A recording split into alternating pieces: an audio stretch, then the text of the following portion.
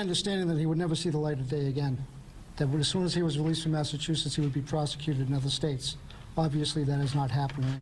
A survivor assaulted by child rapist Wayne Chapman is speaking out. Chapman is set to be released from prison after serving 40 years. The courts have ruled he cannot be legally held anymore. He's done his time, and psychologists rule him no longer a threat.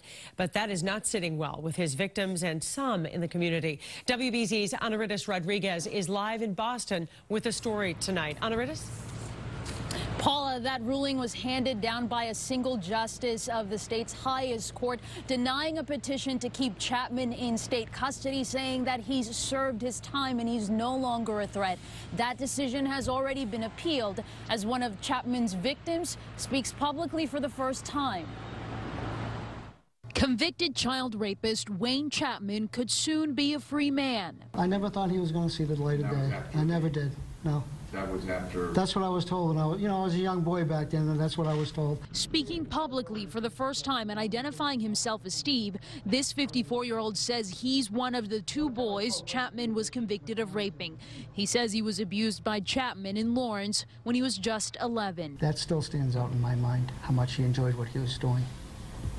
Somebody enjoys something like that, doesn't get over that. Earlier today, a bid to block Chapman's release was denied by the state's highest court. Victim's attorney Wendy Murphy says the state has failed to conduct a judicial review of Chapman's medical examination. They don't really agree about the basis for their opinion, and we point out the dramatic differences between those two examiners' opinions, with one of them saying he is at the second highest level of likely to reoffend. He is likely to reoffend. Chapman has been in prison since 1977 when he was convicted of 2 counts of rape and sentenced to 15 to 30 years in prison. In 2004, he was civilly committed and declared sexually dangerous. And last month, 2 examiners concluded he's no longer a threat. I think he's just anxious to get out at this point, and so this is just another step in the process for him.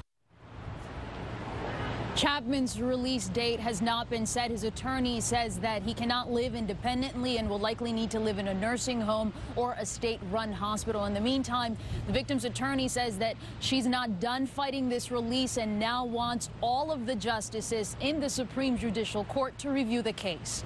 For now, we're live in Boston. I'm Anaridis Rodriguez, WBZ News.